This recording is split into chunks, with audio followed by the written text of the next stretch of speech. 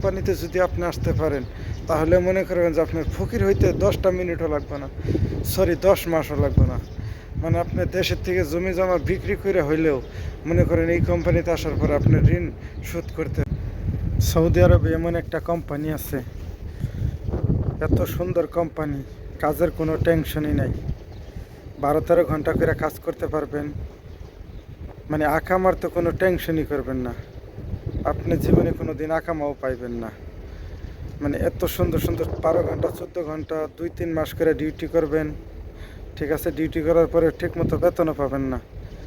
এর চাইতে ভালো কোম্পানি সৌদি আরবে আর হইতে পারে না। এই কোম্পানির নামটি কি জানেন? Supply company. মানে যারাই সৌদি আরব আসবেন অবশ্যই ভাইবা চিন্তা করে আইসেন। যদি একবার এই সাপ্লাই কোম্পানিতে আপনি পড়েন তাহলে আপনার জীবনে কোনো দিন না টেনশন থাকবো আকামার, না টেনশন থাকবো মনে করেন যে আপনার কাজের, না টেনশন থাকবো আপনার বেতনের। আপনি বছরের পর বছর শেষ হয়ে যাব, ঠিকমতো আকামা পাবেন না, মাসের পর মাস যাব বেতন পাবেন না। মানে এর চাইতে ভালো সুযোগ সুবিধার কোনো কোম্পানি সৌদি আরবে নাই। যে একমাত্র যে এই সৌদি আরবে আসার পরে এই সাপ্লাই কোম্পানিতে পড়ছে সেই বলতে পারবো যে সৌদি আরবে সাপ্লাই কোম্পানির কতটুকু মূল্য, আর তাদের কোনো কাজের কোনো অভাব আছে কিনা। তাদের কোনো কাজেরই কোনো অভাব নাই তাদের।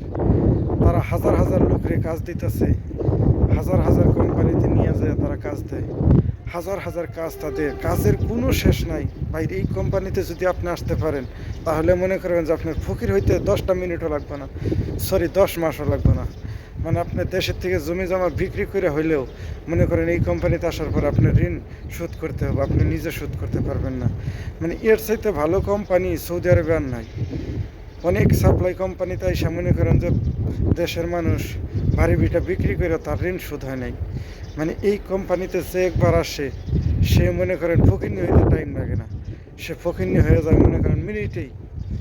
মনে করেন যে 10-15 মাস ডিউটি করার পরে সে ফকিরনি হওয়ার মনে করেন যে একটা রাস্তা খুঁজে পায়। মানে সে এইরকম একটা কোম্পানিতে আসলো যে তার কপালটাই খুইলা গেল। মানে এই ধরনের একটা কোম্পানি আছে সৌদি আরবে। মানে এখন আপনিও যদি আসতে চান তাহলে আসতে পারেন। মানে এই কোম্পানিতে আসার আগে অবশ্যই আপনি জেনে শুনে আসবেন। মানে আপনিও কি এই ধরনের রাস্তায় যাইতে চান কি না।